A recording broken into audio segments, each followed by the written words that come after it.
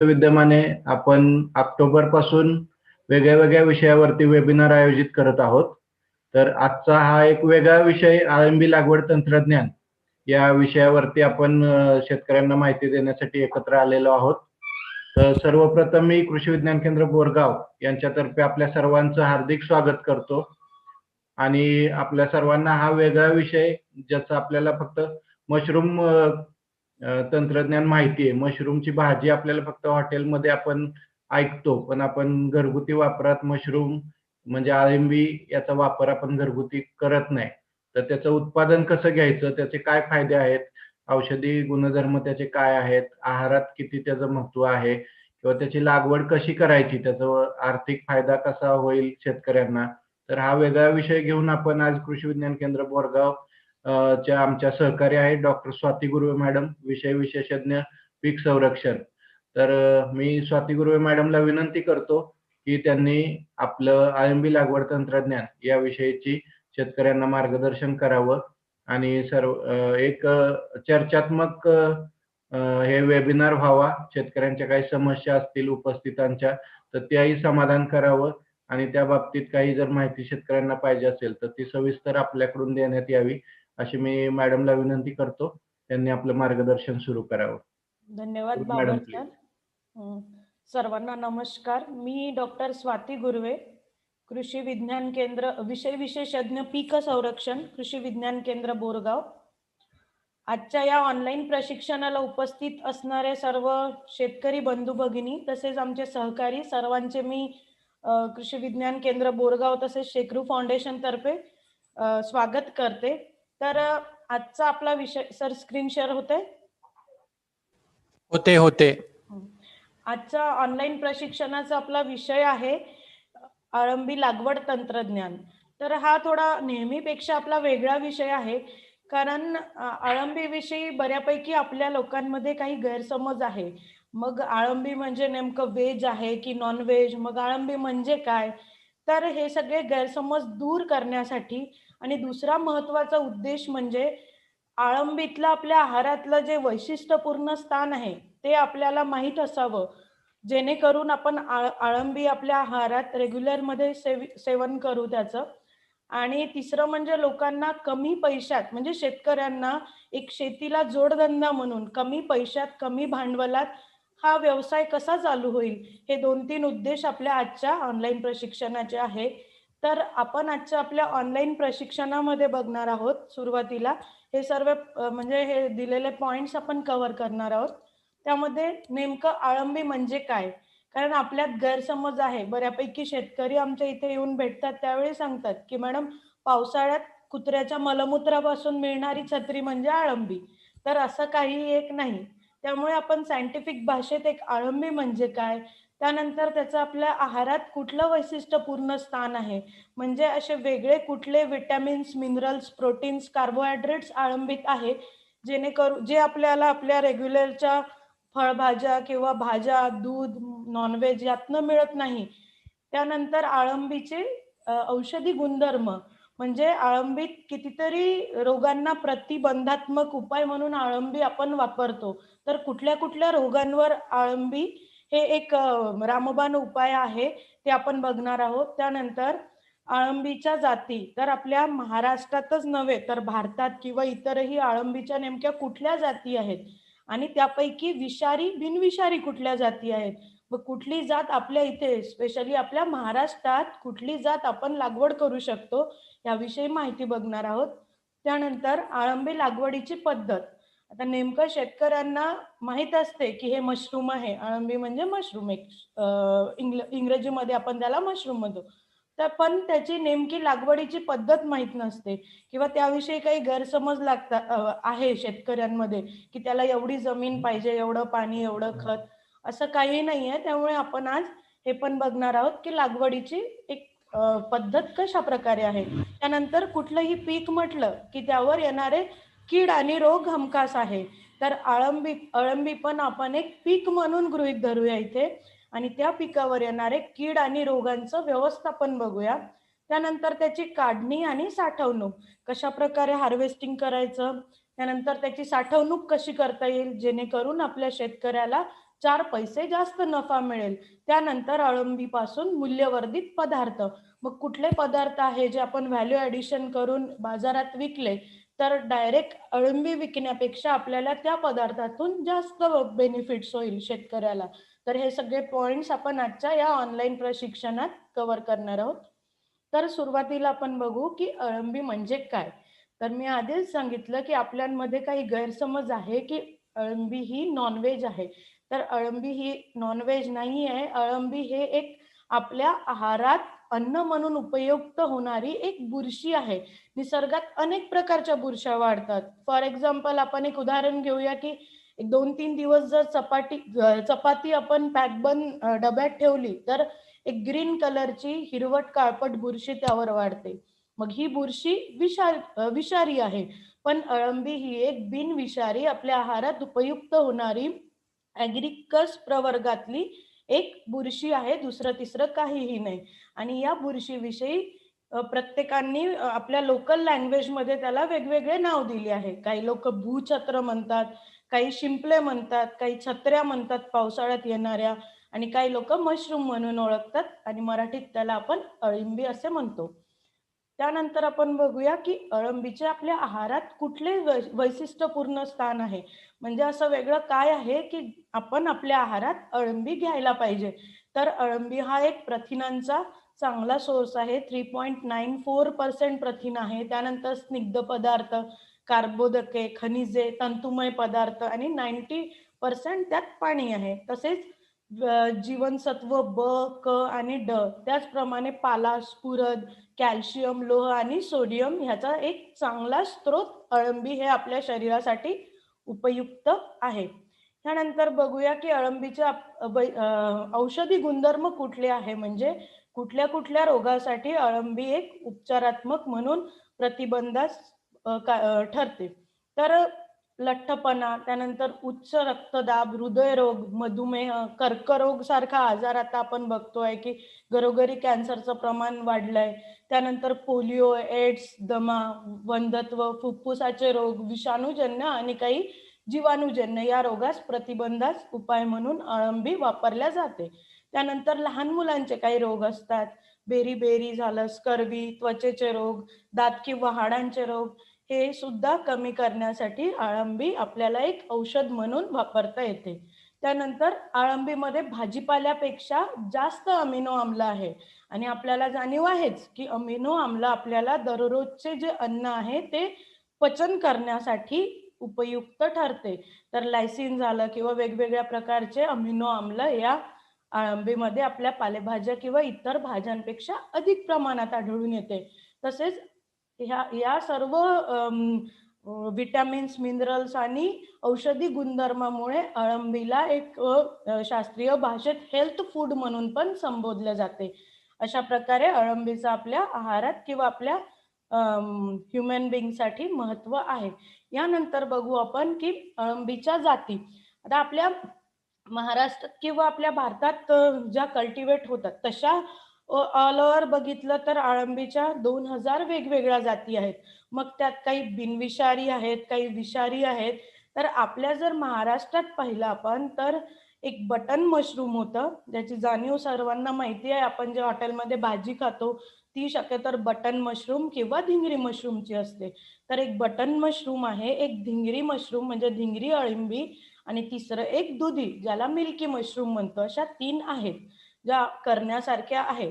मग या 3 जातींपैकी धिंगरी मशरूम ज्याला ओयस्टर मशरूम आपण म्हणतो, तर ही जी आहे ही अत्यंत कमी भांडवलात, कमी खर्चात शेतीला एक चांगला जोडधंदा म्हणून सर्वसामान्य शेतकरी करू शकतो. त्यामुळे आत्ताच्या आपल्या या ऑनलाईन प्रशिक्षणात आपण धिंगरी अळंबीविषयी बघणार आहोत. धिंगरी अळंबीची लागवड बघणार आहोत. कारण बटन मशरूमसाठी एक हायटेकची गरज आहे. जास्त भांडवल किंवा जास्त पैसा आणि एक कंट्रोल कंडिशन मेंटेन करणे गरजेचे आहे. आणि ते आपल्या सर्वसामान्य शेतकऱ्याला लगेच करता येत नाही. आणि म्हणून आपण आज धिंगरी अळंबीच्या जाती बघणार आहोत. तर ह्यात वेगवेगळ्या मी 5 प्रकारच्या जाती इथे लिहिलेल्या आहेत. या 5ही प्रकारच्या जाती आपल्या महाराष्ट्राच्या वातावरणात आपल्याला कल्टिवेट करता येते.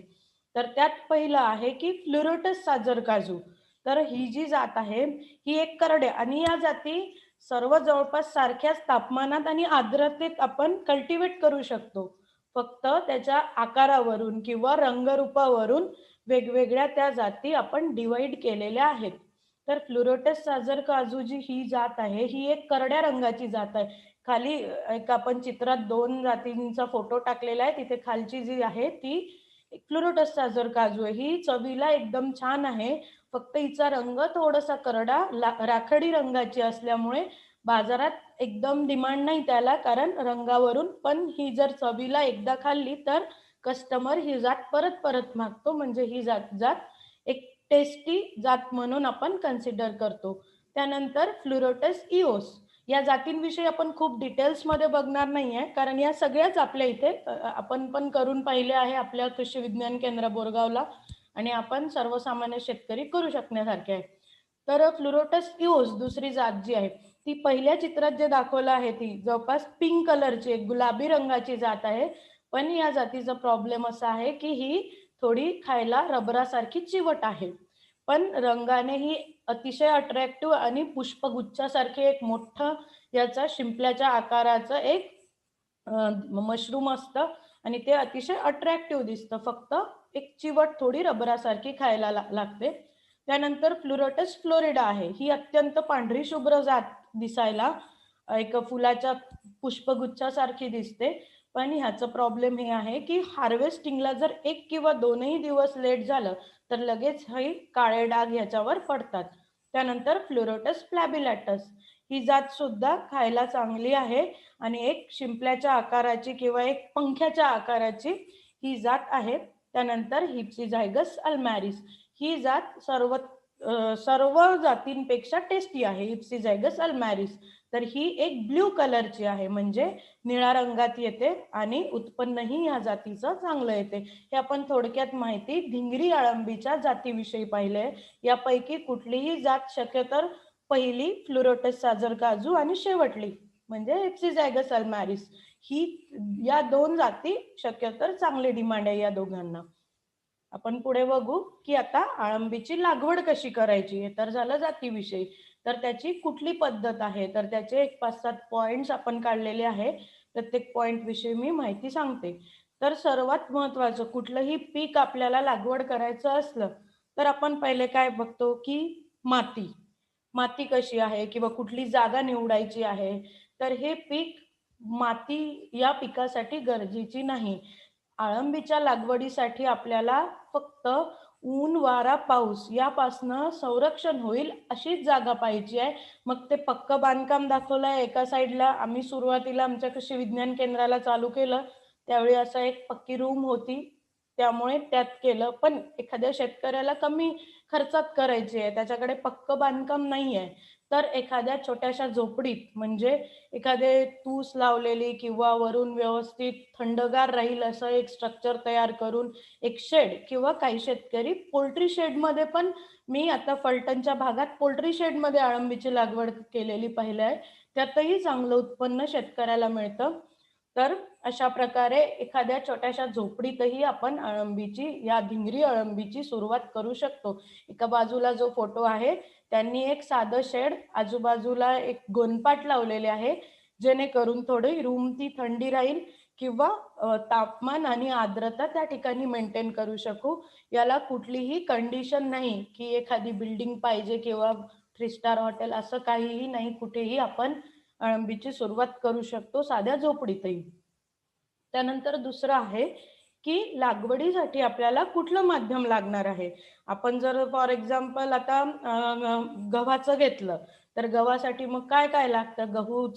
गव्हाचं बियाणं लागतं, जमीन लागते, या सगळ्या गोष्टी येतात. तसंच अळंबी ही एक पीक आहे आणि या पिकासाठी लागणारं माध्यम सर्वात महत्त्वाचं म्हणजे काड किंवा भुसा किंवा जेही वेस्ट मटेरियल आहे त्यापासून, म्हणजे आपल्याला म्हणता येईल की एक टाकाऊ पासून टिकाऊ पदार्थ आपण या ठिकाणी करतोय. म्हणजे जे वेस्ट मटेरियल आहे शेतातलं, मग त्यात भुईमुगाच्या शेंगांचे टर्फल आहे किंवा आपण पीक हार्वेस्टिंग केल्यानंतर गव्हाचा भुसा, तांदळाचा भुसा किंवा आपला सोयाबीनचा काड, हे सर्व या ठिकाणी आपण यूज करू शकतो. तर चित्रात दाखवल्याप्रमाणे आम्ही या ठिकाणी तांदळाचा काड यूज केलेला आहे, तांदळाचा भुसा. तर भुसा हे एक महत्वाचं या ठिकाणी लागवडीचं माध्यम आहे. आणि दुसऱ्या चित्रात आपल्याला दिसतंय साईडच्या की बियाणं, म्हणजे मशरूमचं बियाणं ज्याला आपण स्पॉन असं म्हणतो. तर स्पॉन आणि काड, बस हे 2 वस्तू जास्त महत्वाच्या आहे, बाकी सगळं मायनर आहे. त्यानंतर आपण बघूया की कसल्या म्हणजे वातावरणात ह्याची लागवड करता येईल.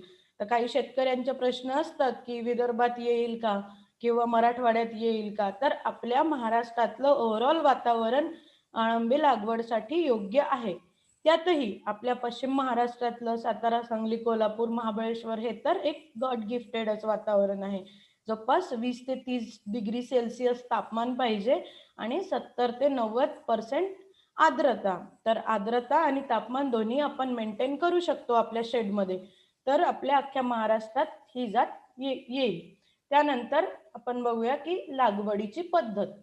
आता लागवडीची नेमकी काय पद्धत आहे जेणेकरून आपला शेतकरी कमी भांडवलात कमी खर्चात ह्याची लागवड करू शकेल. तर त्याचं एक मी सांगते की सुरुवातीला आपण जो काड वापरणार आहे, या स्लाइडमध्ये आपण काड निर्जंतुक करून घेतलेला आहे. तर अख्ख्या अळंबी लागवड पद्धतीमध्ये सर्वात महत्वाचं जे असेल घटक तो आहे ही प्रोसेस, काड निर्जंतुकीकरण. तर काय करायचं आहे, आता आपल्याला परवाच्या दिवशी सपोज बेड भरायचे आहे. बेड भरणे म्हणजे काय तेही मी सांगते तुम्हाला. तर लागवड जर परवा करायची आहे तर आज जवळपास सकाळी आपण हा जो काड आहे भुसा एका गोणपाटात भरून आपण या भुसाला 7 ते 8 तास एक नॉर्मल थंड पाण्यात भिजत घालायचं आहे, जेणेकरून त्यात काही इम्प्युरिटीज असेल तर ती नष्ट होईल. एका 7 ते 8 तास हा भुसा आपण थंड पाण्यात भिजत घातलेला आहे. त्यानंतर भुसा काढला की त्यातलं जे एक्स्ट्रा वॉटर आहे, जास्तीचं पाणी निथरू देऊन त्याला परत आपण निर्जंतुक करायचं आहे. आता निर्जंतुक करण्याच्या पद्धती काय आहे किंवा काय आहे नेमकं निर्जंतुकीकरण हे आपण बघूया. त्याच्या 3 वेगवेगळ्या पद्धती आहे. पहिली म्हणजे हॉट वॉटर ट्रीटमेंट, म्हणजे गरम पाण्यात काड निर्जंतुक करणे. तर त्यात काय करायचं आहे नेमकं, आपल्याला जवळपास 80-90 डिग्री सेल्सिअस वर पाणी तापवायचं आहे. पाणी उकळलं की हे काडाचं पोतं आपल्याला जे थंड पाण्यातून आपण काढून पाणी निथरू दिलं एक्स्ट्रा, ते पोतं डायरेक्ट त्यात टाकायचं आहे आणि 2-3 तास ते त्यात ठेवायचं आहे, जेणेकरून त्यात काही विषारी बुरशी ऑलरेडी असेल तर त्या ठिकाणी मरून जातील किंवा नष्ट होतील. तर ही पहिली पद्धत झाली, गरम पाणी वापरून काड निर्जंतुकीकरण करणे. आता आपण दुसरी पद्धत बघूया काड निर्जंतुकीकरणाची. तर ती आहे की हॉट एअर ट्रीटमेंट, म्हणजे गरम वाफेवर काड निर्जंतुक करणे. ह्यात काय करायचं आहे की पाणी उकळू द्यायचं आहे आणि त्यावर एखादी चाळणी किंवा असं स्पोर्स असणारं एखादं काहीतरी ठेवून त्यावर आपण आपलं काडाचं पोतं ठेवायचं आहे जे आपण थंड पाण्यातनं काढलेलं आहे. आणि ते ठेवलं की ते जवळपास 2-3 तास त्या ठिकाणी राहू द्यायचं आहे, म्हणजे ती गरम वाफ त्याला मिळेल आणि तो निर्जंतुक होईल. आणि तिसरी पद्धत म्हणजे केमिकल ट्रीटमेंट. तर ह्यात काय करायला, आपण आपल्या ठिकाणी केमिकल ट्रीटमेंट बऱ्यापैकी शेतकरी वापरतात केमिकल ट्रीटमेंट, कारण ह्यासाठी वापरण्यात येणारे केमिकल्स जास्त हार्मफुल नाही. त्यामुळे आपल्या अळंबीच्या फळात त्याचं कुठलाही रेसिड्यू येणार नाही.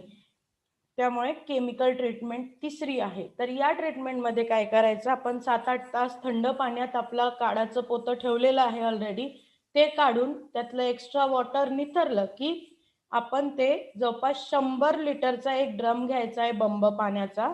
100 लिटर पाणी घेतलं की त्यात 8 ते 10 ग्राम बाविस्टिन टाकायचं आहे, जे बुरशीनाशक आहे. जर त्या काडात कुठली विषारी बुरशी असली तर ती त्या ठिकाणी नष्ट होईल बाविस्टिन टाकल्यामुळे. आणि दुसरं म्हणजे फॉर्मॅलिन. तर फॉर्मॅलिन हे एक मेडिकलमध्ये आपल्याला मिळेल, 50 ml पासून एक छोट्या बॉटलमध्ये मिळते ते 500 लिटर पर्यंत त्याच्या बॉटलमध्ये. तर फॉर्मॅलिन 125 ml घ्यायचं आहे एका 100 लिटरच्या पाण्यात. दोनच वस्तू, एक बाविस्टिन 8 ते 10 ग्राम आणि फॉर्मॅलिन सोल्युशन जे आहे ते अगदी पाण्यासारखं आहे, ते आपल्याला 125 ml टाकायचं आहे त्या 100 लिटरच्या पाण्यात. आणि ते जवळपास 15 ते 18 तास आपल्याला या सोल्युशन मध्ये आपला कार्ड व्यवस्थित भिजत घालायचा आहे. आपलं हे इथलेच कृषी विज्ञान केंद्राचे फोटोज आहेत काही कार्ड भिजत घालण्याचे. अशा प्रकारे कार्ड भिजत घातला आपण आणि 15 ते 18 तासांनी तो कार्ड काढून आपण परत पाणी त्यातलं निथरलं की आता बेड भरायची सुरुवात. तर तिसरा दिवस आपला आलाय की बेड भरायचे आहेत. आता बेड नेमके कसे भरायचे आहे, तर त्यासाठी आपल्याला पॉलिथिन बॅग्सची गरज आहे. जवळपास 35 ते 55 सेंटीमीटर आकाराच्या, किंवा आपल्या सोप्या भाषेत सांगते, एक 5 किलोची साखर येईल अशा पॉलिथिन बॅग्स घ्यायच्या आहे. साध्या किराणा दुकानातल्या वापरल्या तरी चालेल. तर 1 किलो बियाण्यात 1 किलो मशरूमचं बियाणं जे स्पॉन म्हणतो ते आपल्याला 90 रुपयाला आहे. तर 1 किलो बियाण्यात आपल्याला 12 ते 15 बॅग्स भरायच्या आहेत. म्हणजे 12 ते 15 बेड्स आपल्याला त्या ठिकाणी भरायचं आहे. तर सुरुवातीला काय करायचं, जे 1 किलो आपण बियाणं आणलं आहे स्पॉन, त्याला 12 ते 15 भागात एक डिवाइड करून घ्यायचं. म्हणजे आपल्याला अंदाज येईल की एका बेडला आपण एवढं बियाणं वापरणार आहे. तर आता 5 किलोची बॅग आणली. काय करायचं, सुरुवातीला एक स्पॉनची म्हणजे बियाण्याची लेअर आपण त्या ठिकाणी टाकणार आहोत. त्यापूर्वीही मी एक गोष्ट सांगायला विसरले की या ज्या बॅग्स आहे या सुद्धा आपल्याला 5% फॉर्मॅलिन मधून निर्जंतुक करून घ्यायचे आहे, जेणेकरून आपल्या मशरूमच्या फळांसोबत कुठलीही विषारी बुरशी त्या ठिकाणी वाढणार नाही. तर सुरुवातीला आपण बॅग्स या निर्जंतुक केल्या 5% फॉर्मॅलिनच्या सोल्युशन मध्ये. आपले हातही त्या ठिकाणी निर्जंतुक केले, म्हणजे हातही बुडवून घेतले आपण. जो व्यक्ती बेड भरणार आहे त्याचे हातही त्या बुडवून घेतले फॉर्मॅलिन सोल्युशन मध्ये 5%. आणि आता बॅग भरायला सुरुवात करणार. चित्रात मध्यभागी दाखवलेलं आहे की सुरुवातीला पिशवीच्या तळाशी आपल्याला बियाणं टाकायचं आहे, जेणेकरून त्या बेडच्या खालून सुद्धा चांगले मशरूम आपल्याला मिळेल. त्यानंतर एक 6 ते 7 सेंटीमीटरचं आपलं निर्जंतुक केलेलं काड आपल्याला वापरायचं आहे. त्या काडाची एक लेअर द्यायची आहे. नंतर परत एक बियाण्याची लेअर द्यायची आहे अशा प्रकारे बांगडी पद्धतीने, म्हणजे आजूबाजूला जास्त गोलाकारात आणि मध्यभागी कमी बियाणं टाकायचं आहे. तर असे आपण 5 ते 6 लेयर्स त्या ठिकाणी केलेले आहे. अशा प्रकारे बेड्स आपले दिसतात, चित्रात आपण बघू शकता. आणि आपल्या रूम मध्ये किंवा शेड मध्ये किंवा झोपडीत जिथेही आपण मशरूमच्या बॅग्स ठेवणार आहोत त्या ठिकाणी हे बेड्स ठेवायचे आहे. तत्पूर्वी ते बेड्स भरल्यानंतर त्याला जवळपास 25 ते 30 एक टाचणीने होल्स करायचे आहेत छोटे छोटे, रेस्पिरेशनसाठी. त्या बुरशीलाही रेस्पिरेशनची गरज आहे. अशा प्रकारे बेड भरून त्याला 25-30 होल्स केले की आपण त्या रूम मध्ये सुरुवातीला अंधाऱ्या रूम मध्ये ठेवायचं आहे. रूमही फॉर्मॅलिनच्या सोल्युशन मध्ये निर्जंतुक करून घ्यायची आहे. म्हणजे फॉर्मॅलिन पाण्यात टाकून त्या रूमला एक स्प्रे करायचा आहे. त्यानंतर हे आपण बेड्स आता तिथे ठेवले. सुरुवातीला याला पाण्याची गरज नसते किंवा सूर्यप्रकाशाचीही गरज नसते, वाऱ्याची गरज नसते. त्यामुळे अंधाऱ्या रूम मध्ये आपण हे असे पॉलिथिनचे बेड्स भरून ठेवले. आता काय होते की जवळपास 12 ते 15 दिवसात यात बुरशीची वाढ होते, जी बुरशी आपल्याला अळंबीचं फळ देते. तर ही पांढऱ्या कलरची बुरशी असते. आम्हाला जवळपास 12व्या दिवशी बुरशीची वाढ त्या ठिकाणी पूर्ण होऊन फळ लागवडीला सुरुवात दिसली. तर आपण 15 दिवस पकडू. 15 दिवस या बेडला बघायचंही नाही आपल्याला. अगदी त्या अंधाऱ्या रूम मध्ये ठेवले की 15 दिवसांनी आपण बघितलं की तो बेडचा असा पूर्ण गोळा झालेला असेल, म्हणजे ती बुरशी पूर्ण त्या बेडमध्ये वाढलेली असते. पांढऱ्या कलरची एक बुरशी. काही लोक म्हणतात की पीठ टाकायचं का, पीठ टाकलंय का, असं काहीच नाही. कुठलंच पीठ आपण त्या ठिकाणी वापरलेलं नाही. ती बुरशीच आहे, पिठासारखी आपल्याला दिसते आणि त्याचा एक घट्ट गोळा बनतो. आता काय करायचं, आपण 15 दिवसांनी तो घट्ट गोळा बनलेला दिसला की वरची जी पॉलिथिनची कॅरी बॅग आहे ती अलगद फाडून टाकायची आहे. ती कॅरी बॅग आपल्याला काढून टाकायची. म्हणजे मॅडम नेक्स्ट स्लाइड. हा हा चालेल. आता अशा प्रकारे आपण ती पॉलिथिन कॅरी बॅग काढून घेतलेली आहे या ठिकाणी. आणि हे बघा, आम्हाला 12व्या दिवशी जी मशरूमची फळं मिळालेली आहे ती अशा प्रकारे बॅग मधूनच बाहेर आलेली. मी कन्सिडर केलेलं पहिल्या वेळी की 15व्या दिवशी मिळेल, पण 15 दिवसाच्या आत आपल्याला फळ मिळाले. ती बॅग रिमूव्ह केली आपण की आता मेन आपलं फळाला उत्पन्न येईल. तर आता काय करायचं आहे आपल्याला की ह्याची निगा. मग आता ह्याची निगा काय, पॉलिथिन कॅरी बॅग रिमूव्ह केल्यानंतर आपल्याला फक्त महत्वाचं म्हणजे पाणी देणे. पाणी हा महत्वाचा घटक आहे त्यात. तर आपल्याला व्यवस्थित दिवसातून 2दा या बेडला पाणी द्यायचं आहे. 4 ते 5 दिवसात आपल्याला असे छोटे छोटे पिनहेड्स बाहेर दिसतील आणि हे पिनहेड्स म्हणजे आपलं अळंबीचं मेन फळ आहे. यालाच आपण अळंबीचं फळ म्हणतो आणि हे 3-4 दिवसात याची पूर्ण वाढ होऊन मोठ्या शिंपल्याच्या आकाराचं होतं आणि त्यानंतर ह्याला आपण हार्वेस्टिंग करून बाजारात विकू शकतो. तर ह्यात पाणी व्यवस्थापनामध्ये दिवसातनं 2दा पाणी द्यायचं आहे, सकाळ आणि संध्याकाळ. पाणी एकदम हलक्या स्प्रे पंपनी द्यायचं आहे आपल्याला. जास्त पाणी याला जमत नाही या पिकाला, त्यामुळे पाण्याचं व्यवस्थापन आपल्याला योग्य रीतीने करायचंय. ह्यानंतर आहे की अळंबी पीक संरक्षण. आता आपण लागवडीची पद्धत पाहिली, लागवडीपर्यंत आलो. तर पहिलं आपल्याला फळ जे मिळणार आहे ते 15 दिवसांनी पाणी दिल्यानंतर 2-3 दिवसात म्हणजे जवळपास 18-19व्या दिवशी पहिलं हार्वेस्टिंग करायचं आहे. दुसरं हार्वेस्टिंग त्यानंतर परत सर्व फळ काढले सगळे की परत पाणी द्यायचं आहे 3 दिवस आणि 3 ते 4 दिवसांनी दुसरं सेकंड हार्वेस्टिंग येईल आणि सेम प्रोसेस रिपीट केली तर थर्ड हार्वेस्टिंग म्हणजे जवळपास 25 ते 30 दिवसात, कधी कधी एक साधारणतः 1.5 महिन्याचं हे पीक आपण धरू. 3 ते 4 वेळा हार्वेस्टिंग एका बेडपासून आपल्याला करता येईल. आता बघूया की अळंबी पीक संरक्षण. मग मी सांगितलं की पीक आलं म्हणजे कीड आणि रोग आलीच. तर या पिकावर कुठली कीड आणि कुठलं रोग या ठिकाणी प्रादुर्भाव होतो. तर रोगांमध्ये ग्रीन मोल्ड आणि काळ्या छत्र्या हे 2 प्रकारचे रोग हे जे महत्वाचे आहे. ग्रीन मोल्ड हा रोग ट्रायकोडर्मा या बुरशीमुळे होतो आणि ट्रायकोडर्मा ही बुरशी विषारी आहे. मग ती कशी ओळखायची, तर आपल्या बेडवर हिरव्या कलरचं एक वेगळी बुरशी वाढलेली दिसेल, त्यावेळी आपण समजायचं की ही ट्रायकोडर्मा विषारी बुरशी आहे. याचा उपाय काय आहे, तर सर्वात महत्वाचं इथे आधीच सांगितलंय की काड निर्जंतुकीकरण खूप महत्वाचं आहे. तर काड निर्जंतुकीकरण म्हणजे काड व्यवस्थित निर्जंतुक करायचा, जेणेकरून विषारी बुरशीचा प्रादुर्भाव होणार नाही. दुसरं म्हणजे जर ही ट्रायकोडर्मा बुरशी आलीच तर काय करायचं की एखाद्या बेडवर आली तर तो बेडच अलगद काढून रिमूव्ह करायचा, जेणेकरून एका बेडवरून दुसऱ्या बेडवर आपली ही बुरशी ट्रान्सफर होणार नाही. त्यानंतर 2% तीव्रतेचं फॉर्मॅलिन सोल्युशन पण आपण बेडवर फवारू शकतो, पण बेडला फळ नसताना आपल्याला ही ट्रीटमेंट करायची आहे. सेकंड आहे काळ्या छत्र्या. तर काळ्या छत्र्या म्हणजे नेमकं कसं ओळखायचं की आपल्या अळंबीचं फळाऐवजी त्या ठिकाणी काळ्या कलरच्या छोट्या छोट्या छत्र्या उगवतात. तर आपण त्यावेळी समजायचं की हा एक रोग आहे. तर ही कॉप्रिनस या बुरशीमुळे होतो. यातही उपाय म्हणजे योग्य प्रकारे काड निर्जंतुकीकरण करणे आणि पाण्याचं व्यवस्थापन व्यवस्थित करणे. पाणी जर आपल्या पिकाला जास्त झालं तर काळ्या छत्र्या आपल्या पिकावर प्रादुर्भाव करतात. त्यानंतर आपण कीड बघू. किडांमध्ये आहे 2 माशा महत्वाच्या आहे, शिरीड माशी आणि फ्लोरिड माशी म्हणून आहे ती.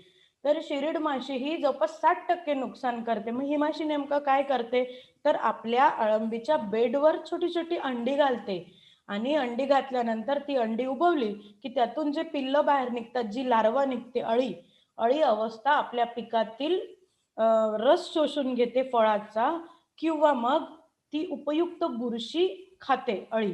म्हणजे ती बुरशीच खाल्ली तर आपलं फळच त्या ठिकाणी वाढणार नाही. अशा प्रकारे 60% लॉस आपल्याला शिरीड माशीमुळे होऊ शकतो. ह्याचा उपाय हेच आहे की काड निर्जंतुक करणे चांगलं आणि दुसरं म्हणजे जर आपल्या शेडला कुठून जर जागा असेल कीड किंवा माशी यायला, तर आपल्याला त्या ठिकाणी जर विंडो असेल, एखादी खिडकी किंवा डोअर असेल, तर त्याला आपल्याला एक चांगली नेट लावायची आहे जाळीची, जेणेकरून माशा आतमध्ये शिरणार नाही. त्यानंतर 1 मिली एका लिटर पाण्याला मॅलेथियन आपण फवारणी करू शकतो, जास्त जर प्रादुर्भाव असेल तर. दुसरी आहे फ्लोरिड माशी. तर त्यात ही पण माशी सेम नुकसान करते. या दोन्हीही माशा जवळपास करड्या रंगाच्या याची लार्वी असते म्हणजे अळी अवस्था. तर आपल्याला दिसून पडते, साध्या डोळ्याने दिसण्यासारखे आहे दोन्ही किडी. तर ही पण कीड आपल्या फळातील रस शोषून फळांचं नुकसान करते. तर ह्याहीसाठी उपाय सेम आहेत. त्यानंतर आपण बघूया की काढणी पद्धत. आता कसं काढायचं, पीक तर तयार झालंय आपलं, तर अशा प्रकारे बेडला चित्रात दाखवल्याप्रमाणे आपल्या असे झुपके किंवा फळं येतील. ते सिम्पली आपल्याला असं ट्विस्ट करायचं आहे, फळ म्हणजे असं पिरगळायचं आहे. जस्ट असं केलं की सहज आपल्या हातात येईल आणि त्याची हार्वेस्टिंग त्या ठिकाणी होईल. याची काढणी अतिशय सिंपल आहे. पण आता काढणी केल्यानंतर साठवणूक हा एक महत्वाचा किंवा विक्री हा एक महत्वाचा पार्ट आहे. तर मी आधीच सांगितलं की अळिंबी ही एक अल्पकाळ टिकणारं नाशिवंत आपण काय पीक म्हणू. तर काढणीनंतर स्वच्छ अळंबी जी आहे ती सगळे त्यातले कचरा, काडी कचरा बाजूला सारून आपण छिद्र पडलेल्या एका पॉलिथिन बॅगमध्ये त्याची साठवणूक करायची आहे आणि विक्रीलाही छिद्र पडलेल्या पॉलिथिन बॅग्स आपल्याला यूज करायचे आहे. तर फ्रीजमध्ये जवळपास 3-4 दिवस ही टिकू शकते आणि आपण काढल्यानंतर 2 दिवस जर फ्रीजमध्ये ठेवले नाही तर 2 दिवस ती पॉलिथिन बॅग्समध्ये टिकू शकते. आणि वाळलेली अळंबी जी आहे ती आपण सील जर करून प्लास्टिकच्या बॅग्समध्ये ठेवली तर 6 महिन्यापर्यंत किंवा त्याहीपेक्षा जास्त काळ टिकू शकते. मग त्यात अळंबीचं पावडर आहे, काही मूल्यवर्धित पदार्थ आहे. तर या ठिकाणी आपण अशा प्रकारे जर ताजी अळंबी आपली विक्रीला गेली नाही तर तिला सिंपल ड्रायरमध्ये किंवा उन्हात वाळवून त्याचं पावडर करून त्याचे मग पापड, सांडगी, वड्या, लोणचे, ब्रेड, बिस्किट, टोस्ट असे विविध प्रकार आपण करू शकतो आणि ते मार्केटमध्ये अवेलेबलही आहे. साधं जर पापडचं एक पॅकेट तुम्हाला 50 रुपयाला मिळत असेल आणि मशरूम पापड म्हटलं की त्याची प्राइस लगेच 150 किंवा 200 रुपयाचं ते सेमच पॅकेट. त्यात वेगळं काहीच नाही आहे, ते मटेरियल यूज करायचं आहे. फक्त जवळपास 20% त्यात अळंबीचं पावडर घालायचं आहे, जेणेकरून अळंबीची टेस्ट पण येईल आणि अशा प्रकारे एक मूल्यवर्धित वेगळा पदार्थ आपल्याला बाजारात विकता येईल. त्यानंतर काही इतर पदार्थ आहे, जे भाजी आहे, भजी, नूडल्स, सूप, सॉस, ऑमलेट, भुर्जी, समोसा. वेगळं काहीच नसतं. साधा समोसा 20 रुपयाला मिळेल. एक थोडेसे मशरूम पावडर ऍड केलं की त्याला मशरूम समोसा. पुणे मुंबईत आपण जर बघितलं तर त्याची प्राइस मग 60-70 रुपये. म्हणजे एक व्हॅल्यू ॲडिशन आणि जास्त पैसा देणारा हे अळंबी आहे. त्यानंतर आपण हे बघितलंय की काही शेतकऱ्यांनी आपल्या सुरुवातीला आपल्या लेवल बेसवर जसं करता येईल तसं घरातल्याच एखाद्या खोलीत अशा प्रकारे चालू केलंय. काही फलटणच्या शेतकऱ्याचे फोटोज आहेत ह्यात. तर हे अशा प्रकारे त्यांना अळंबीचं चांगलं उत्पन्न मिळालेलं. त्यांनी तर शिके पण बांधले नव्हते. एक शिके बांधून आपण जे चित्रात दाखवलेलं आहे आधी तसं आपल्याला अशा प्रकारे शिके बांधून लटकवायचं आहे. पण शेतकऱ्यांनी एक स्टार्टिंग अशी केली होती आपल्या याची. ठीक आहे, धन्यवाद सर. आता आपण काही शेतकऱ्यांचे क्वेश्चन्स असतील तर घेऊया. कोणाला काय समजलं नाही तसं धन्यवाद प्रत्येक. मॅडम. हा, आपण आहे ना स्लाइड शेअर स्टॉप करू शकतोय. Okay sir. एक मिनिट गुरु मॅडम, हा सर. अमित ठाणे म्हणून एक आहेत शेतकरी, त्यांचं हे आहे की बेड भरण्याची पद्धत पुन्हा सांगावी. तर ओके, ते स्लाइड तुम्हाला परत घ्यायची असेल तर घ्या किंवा तसंच सांगा मग.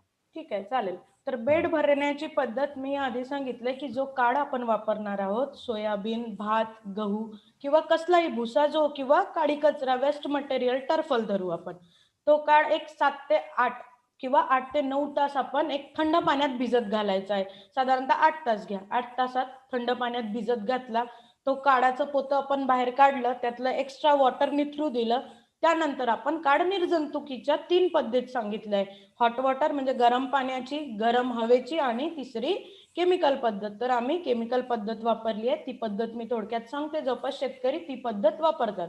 तर त्यात 100 लिटरचा एक पाण्याचा बंब घ्यायचा आहे, मोठी कॅन किंवा काहीही घ्या. एक 100 लिटर पाणी घेतलं. त्या पाण्यात तुम्ही 8 ते 10 ग्रॅम बाविस्टिन टाकायचं आहे. जे बाविस्टिन तुम्हाला कोणत्याही कृषी सेवा केंद्रात मिळेल. ते एक बुरशीनाशक म्हणून वापरलं जातं.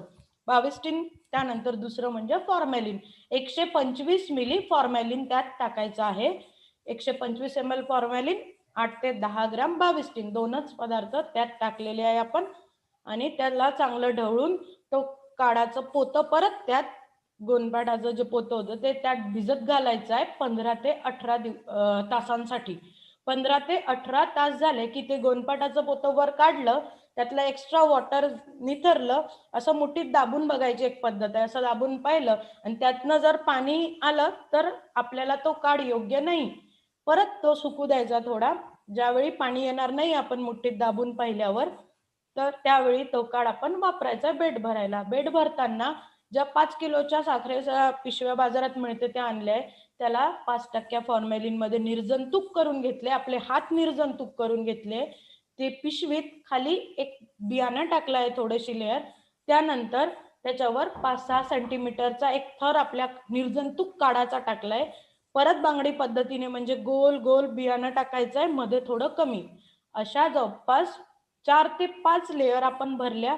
आपली पिशवी भरत आली, थोडी पिशवी दाबली, त्याला एक पक्की गाठ पाडली. गाठ पाडून झाल्यानंतर त्या पिशवीला टाचणीने होल्स केले. 25 ते 30 होल्स केले रेस्पिरेशनसाठी. ही पद्धत आहे पिशवी भरण्याची किंवा बेड भरण्याची किंवा बॅग्स भरण्याची. परत काही? अजून एक प्रश्न आहे हा सर बोला. चॅट बॉक्स मध्ये. मी प्रश्न घेतोय. घरी उत्पादन करायला तंत्रज्ञान आपण देता का, असा नागपूरहून प्रश्न आहे. महेंद्र पडळकर विचारत आहेत. तंत्रज्ञान, आता हे तंत्रज्ञानच आहे आपलं ट्रेनिंग म्हणजे. तर करू शकता तुम्ही घरी पण उत्पन्न. मी आधीच सांगितलं, कुठलीही पक्क बांधकाम, कच्चं बांधकाम कुठेही करू शकता, शेतात, घरी, कुठेही. पण घरी प्रत्यक्ष तुमच्या येणे आम्हाला शक्य होणार नाही. आमच्या जर वर्किंग प्लेसला, म्हणजे मी सातारा कृषी विज्ञान केंद्र बोरगाव या ठिकाणी वर्किंग आहे, इथे जवळपास कुठल्या शेतकऱ्याचा असेल युनिट तर आम्ही नक्की व्हिजिट देऊ. पण आता नागपूरवरून प्रश्न म्हटल्यावर शक्यता कमी आहे तिथे जाऊन व्हिजिट करायची. काही तुमचा डाऊट असेल तर मला फोन करून विचारू शकता. त्याचबरोबर मीटिंगमध्ये सहभागी आहेत त्यांना सुद्धा स्वतःला अनम्यूट करून प्रश्न विचारू शकतात सध्या. आणि फेसबुक लाईव्ह, युट्यूब लाईव्ह मध्ये बी काही शेतकरी असतील सहभागी, ते सुद्धा कमेंट बॉक्समध्ये आपले प्रश्न विचारू शकतात.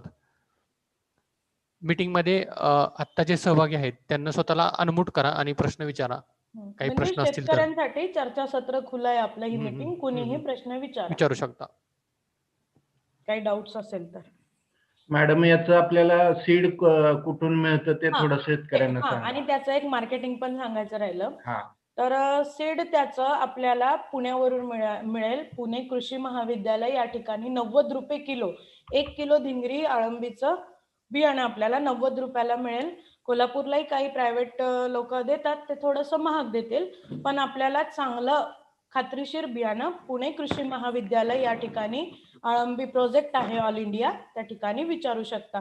मार्केटिंगचं असं आहे, त्याचं एक थोडक्यात सांगते की 1 किलो अळंबी साधारणतः बाहेर रेट पाहिला आपण तर त्याचा पुणे मुंबईतला रेट सांगते 200 ते 500 रुपये जवळपास त्याचा रेट आहे. धिंगरी अळंबीचं सांगते मी, ऑयस्टर मशरूमचं तर कमीत कमी 200, जास्तीत जास्त 500.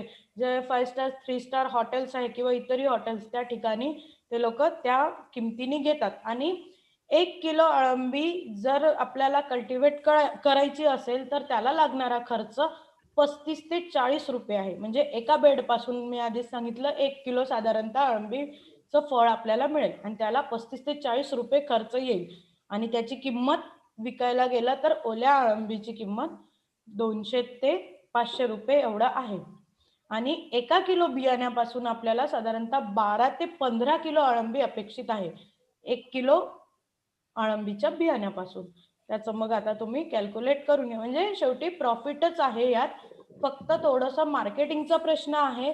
तर मार्केटिंगसाठी काही फलटणच्या शेतकऱ्यांना मी पुणे मुंबईच्या लोकांचा कॉन्टॅक्ट नंबर दिलेला आहे. फक्त त्यांची अट एवढी आहे की एक संघटितहून जास्त क्वांटिटी पाहिजे आहे त्यांना. आपण एकट्या शेतकऱ्याने केले तर कसं कमी क्वांटिटी असेल, जास्त क्वांटिटीमध्ये जर त्यांना दिलं तर ते जागेवरून घेऊन जातील.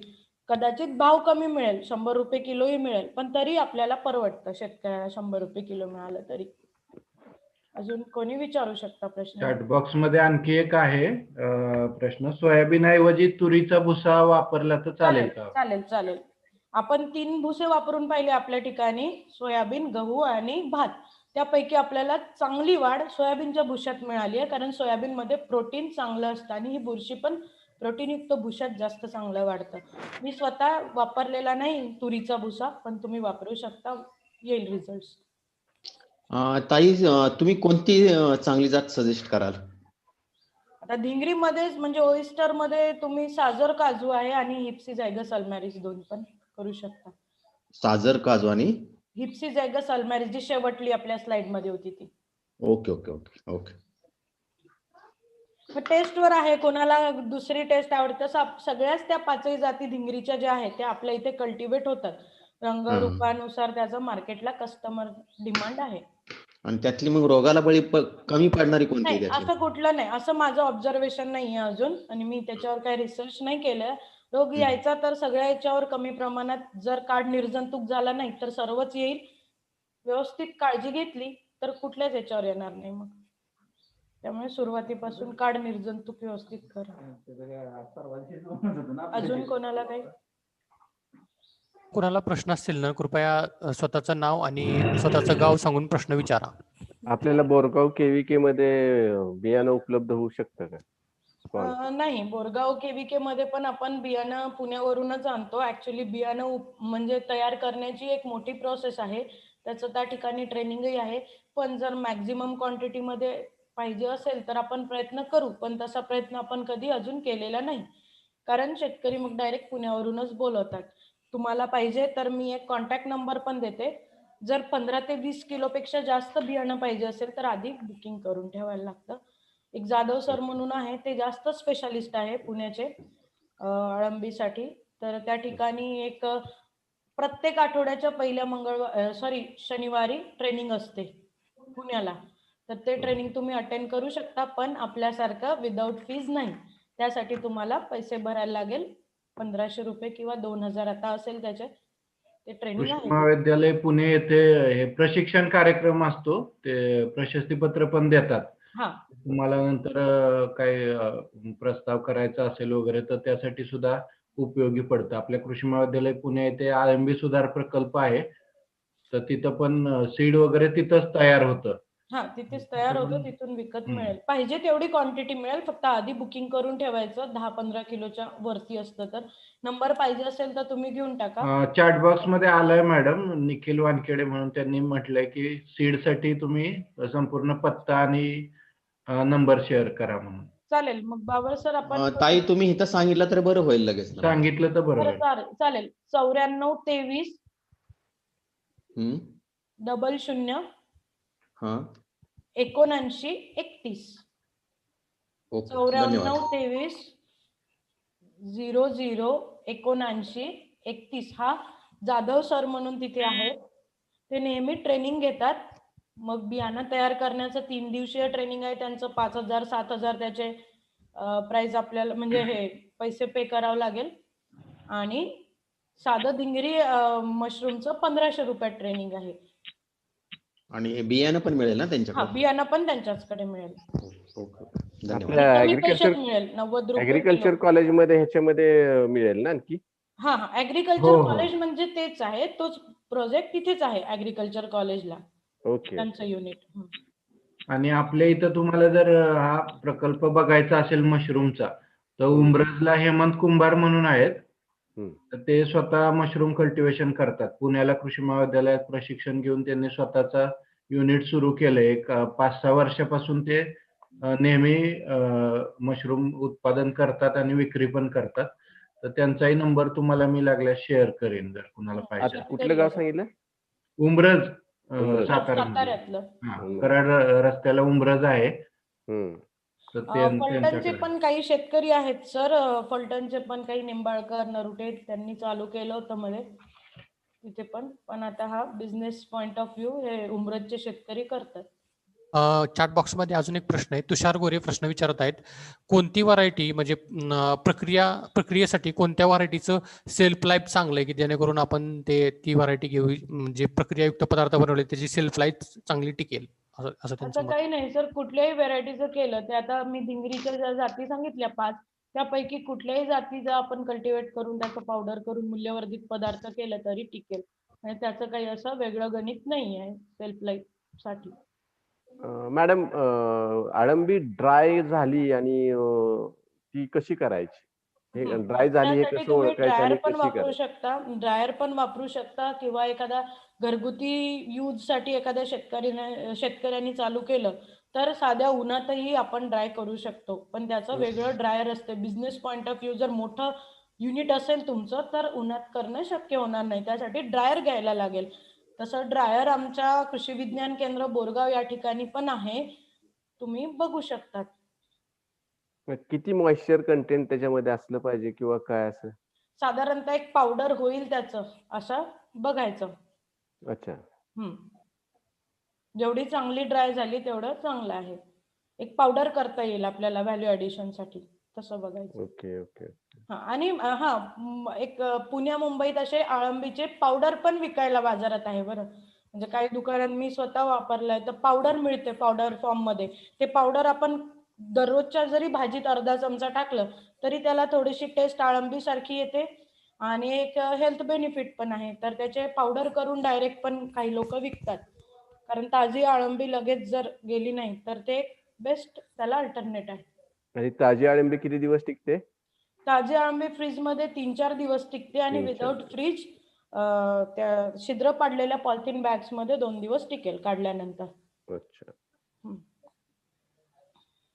आणखी याच्यामध्ये आपल्याला दुसरा एक स्कोप असा आहे की सातारा जिल्ह्यामध्ये आपण बघतोय की महाबळेश्वर, पाचगणी सारखे पर्यटन स्थळ आहेत आणि हॉटेल व्यवसाय तिथं फार चांगला चालतो. तर तिथं मशरूम खाणारे आपल्याला म्हणजे ग्राहक भरपूर भेटतात. त्यामुळं आपल्याला मशरूमला मार्केट आपल्या जिल्ह्यामध्येच उपलब्ध होऊ शकतं. तर जर आपण लोकांनी ठरवलं की उत्पादन घेऊन विक्री करायची तर त्यामध्ये फार अडचण येणार नाही. त्यासाठी काही लागेल मदत तर आम्ही पण करू शकतो. म्हणजे आपलं मार्केट आपण क्रिएट करू शकतो असं सरांना म्हणायचं आहे.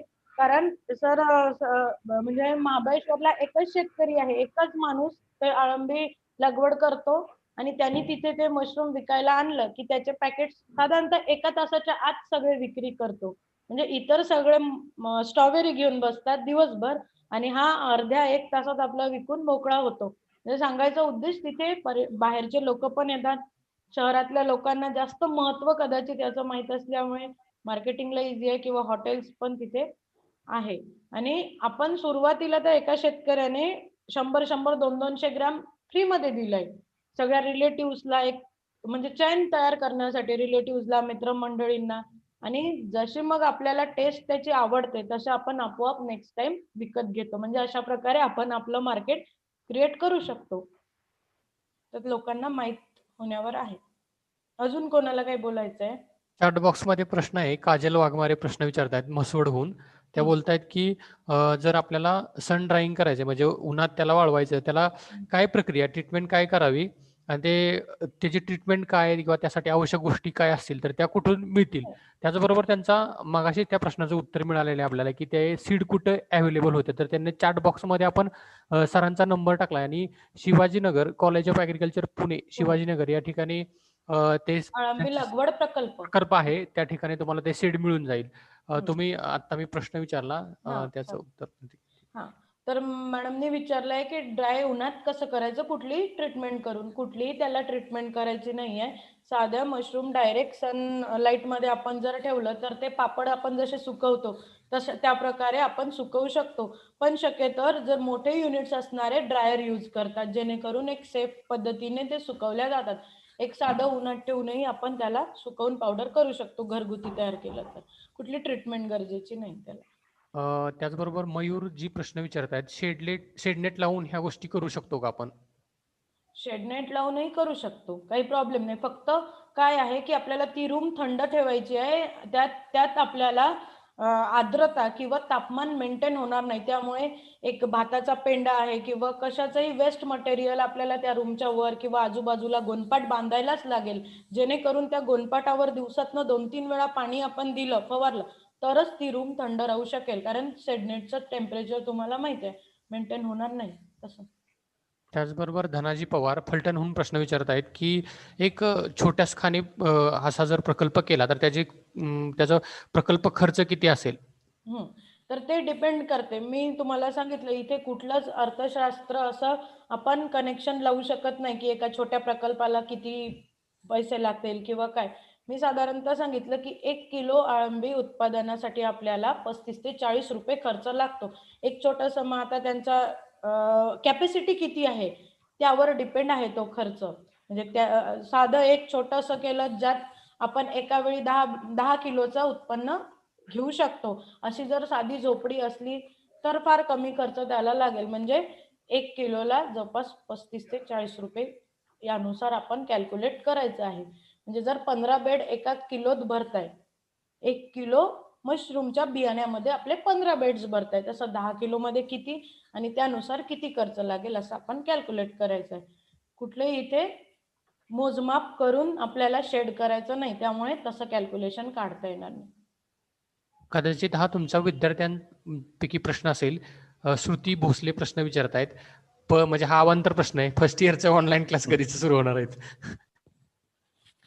फर्स्ट इयर माझ्याकडे नाही आहे, सॉरी. पुढचा प्रश्न घ्या सर. आपल्या अजून रिलेटेड नाही आहे प्रश्न. हा नाही, तर कोण विद्यार्थी आहेत का तुमचे काय असं अशा अनुषंगाने त्यांना प्रश्न केला होता? अजून कुणाचे प्रश्न असतील तर कृपया स्वतःला अनम्यूट करा किंवा चॅट बॉक्स मध्ये विचारू शकतायत. हॅलो मॅडम, माझा आवाज येतो का? हा, येतोय, बोला. हा, मयूर खोबरागुडे नागपूरहून. मॅडम इथे नागपूरहून म्हणतो, इथे मध्य प्रदेश आणि छत्तीसगडची मॅडम बॉर्डर आहे इथे, बरोबर, नागपूरला लागून. तर मॅडम इथे जे आहे ते काही लोक येतात मॅडम छिंदवाडा साईड म्हणजे किंवा ह्या साईडला, आणि ते टेम्पररी आपलं स्ट्रक्चर उभं करतात आणि नंतर ते मशरूम हे करतात, उगवतात नाही इथे विकतात, चालले आपल्या गावी. मॅडम हे प्रोसेस कशी काय असते थोडं एक्सप्लेन? म्हणजे टेम्पररी शेड उभारून? हा, टेम्पररी शेड उभारतात मॅडम हे, आणि आपलं त्याच सीजन पुरतं माल हे मी करतात सांगितलं आणि जवळपास ते विकतात आणि हिवाळ्यात आपल्या करत असतील. कारण नागपूर, आता प्रॉपर मी पण नागपूरचीच आहे, सांगायचं हे झालं तर नागपूरचं टेम्परेचर तुम्हाला माहिती आहे की उन्हाळ्यात किती असतं. त्यामुळे कदाचित ते एका प्रॉपर सीझन मध्ये येतात बोलले ना, तर हिवाळ्यात वगैरे येत असतील. टेम्पररी शेड म्हणजे एक साधं झोपडं किंवा साधं शेड उभारून त्यात कल्टिवेट करून विकत असतील, आणि त्याला तापमान कमी असल्यामुळे ते उन्हाळ्यात येत नसतील त्या ठिकाणी. तर मी आधीच सांगितलं की 1 ते सव्वा किंवा 1.5 महिन्यापर्यंतचं हे पीक आहे. तर 1.5 महिन्यासाठी एक बॅच लावून आपण तसं करू शकतो. तुम्ही पण करू शकता टेम्पररी, म्हणजे 1-1.5 महिन्यासाठी एक बॅच लावायची, उत्पन्न काढायचं. किंवा मग हिवाळ्यात तुम्ही धरू शकता की एक 2-3 बॅचेस होईल तुमच्या नागपूर सारख्या ठिकाणी जर करायचं असलं. पण आता विदर्भातही, म्हणजे मला यवतमाळचं माहित आहे की यवतमाळमध्ये एक शेड आहे चांगलं मशरूमचं, तर ते 12ही महिने तापमान आणि आर्द्रता मेंटेन करून तिथे घेतात. म्हणजे असं कुठलं पर्टिक्युलर सीझन वापरत नाही, आणि यवतमाळ आणि नागपूर लागूनच असल्यामुळे सारखं तापमान आहे उन्हाळ्यातही, त्यामुळे आपण 12ही महिने घेऊ शकतो. थोडंसं आपल्याला ह्युमिडिटी आणि टेम्परेचर मेंटेन करावं लागेल शेडमध्ये. मॅडम एक सर मॅडम याला किती वर्कर लागू शकते मॅडम आपण जर करतो म्हटलं तर? डिपेंड करते तुमचं युनिट किती मोठं आहे त्यावर. आता साधारण जर तुम्ही फक्त 10 किलोचंच बियाणं लागलं तर एकच माणूस करू शकतो, त्याला काही वेगळं दिवसभर त्याची काळजी घ्यायला लागत नाही. एकदा बेड भरले की 15 दिवस त्याच्याकडे बघायचंही नाही आहे. त्यानंतर 3-4 हार्वेस्टिंग होतात, त्यावेळी आपल्याला दररोज पाणी द्यायचं आहे. सकाळ संध्याकाळ पाणी द्यायला एक माणूस इनफ राहील, एक 10 किलोचं केलं तर. पाण्याचा सोर्स कोणता वापरायचा? साधं पाणी वापरा तुम्ही, साधं म्हणजे मिनरल वॉटरची गरज नाही. साधं आपण जे पिकाला देतो तेही शेतातलं पाणी तुम्ही वापरलं तरी चालेल. म्हणजे कॅनॉल इरिगेशनचं पाणी असेल ते वापरलं तरी चालेल? चालेल. वेगळं असं काही मिनरल वॉटर्स वगैरे वापरण्याची रिक्वायरमेंट या ठिकाणी नाही. पाण्यामधून काही इन्फेक्शन वगैरे किंवा तसा तर आढळलेला नाहीये पाण्यातून प्रादुर्भाव झालेला की कुठला कीड किंवा रोग. मेन कीड रोग आता हाच आपल्याला काढातूनच झालेला आढळलेला आहे. ओके. समीर जवळकर प्रश्न विचारतायत फेसबुक लाईव्हच्या माध्यमातून. ते बोलतायत की सोलार ड्रायरची म्हणजे ह्यासाठी ड्राइंग मध्ये सोलार ड्रायरचा वापर करावा का, आणि हे ड्रायर झालेलं जे प्रोसेसर प्रोडक्ट आहे ह्यासाठी कुठलं मार्केट आहे का? ड्रायरसाठी तसं वेगळं मार्केट मला नाही माहिती. जसं माझ्याकडे ताजी अळंबी विकत घेणाऱ्यांचे कॉन्टॅक्ट्स आहेत किंवा त्यांचं माहिती आहे, तसं एक पुण्या मुंबईत साधारणतः दुकानांमध्ये आपल्याला पावडर ते विकत म्हणजे मिळतं. तर आपल्याला कॉन्टॅक्ट करायला लागेल की पावडर फॉर्म मध्ये कोणी घेतात का तसं, किंवा विचारायला लागेल. आपण पावडर फॉर्म मध्ये तेवढं उत्पन्न नसल्यामुळे आपण विकलेलं नाहीये, तर विचारावं लागेल जे ताजी अळंबी घेतात त्या लोकांना की तुम्ही पावडर फॉर्म मधलं रेग्युलर बेसिसवर घेता का. ताई, मी रणजित निंबाळकर बोलतोय फलटणवरून. बोला. मला एक सोपी पद्धत सांगचाल का की जेणेकरून टेम्परेचर 20 ते 30 डिग्री आपल्याला अटेंड करता येईल आणि ह्युमिडिटी 7 ते 80 ते 90 अटेंड करता येईल अशी एखादी सोपी पद्धत जेणेकरून कमी खर्चाची असावी अशी. ओके. तर जर तुम्ही आता साधं झोपडं बांधलेलं आहे एक, ठीक आहे, पक्क बांधकाम तुमचं नाही आहे, तर त्यावर तुम्ही भाताचा किंवा जो वेस्ट मटेरियल मी सांगितलं पेंड्या ठेवायच्या वरून, त्यानंतर आजूबाजूला त्याचे गोणपाट लावायचे ओले करून, ठीक आहे, आणि गोणपाट जे आहे त्यावर दिवसातनं 2दा पाणी मारा.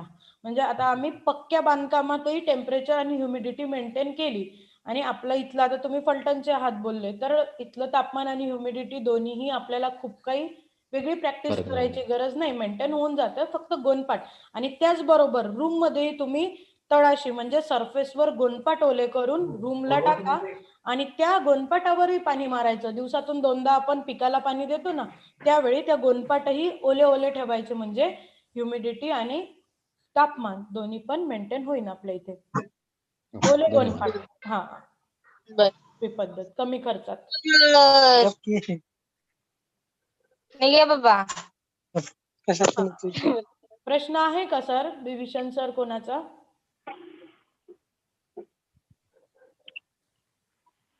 निखिल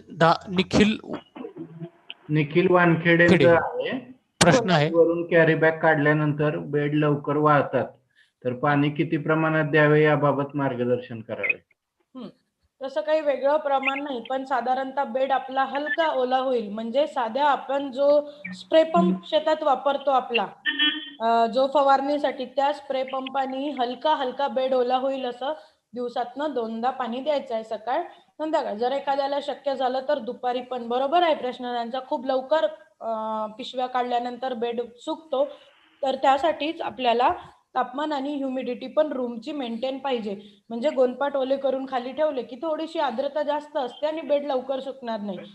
आणि पाणी पण तुम्ही मग आपला साधा स्प्रे पंपानी हलका द्या, जेणेकरून बेड थोडा ओला होईल.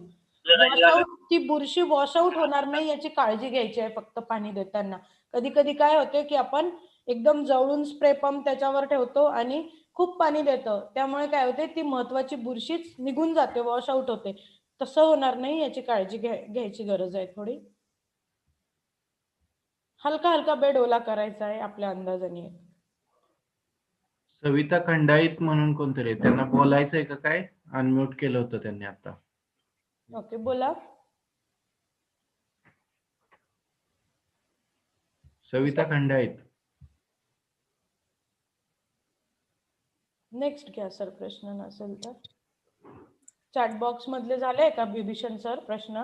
चॅट बॉक्स मधले झालेले आहेत प्रश्न, आणि सोशल साईटच्या माध्यमातून विचारलेले ते सुद्धा प्रश्न झालेत. अजून कोणाला प्रश्न असतील तर विचारू शकता, अथवा महेश सर सूत्र देतो तुमच्या.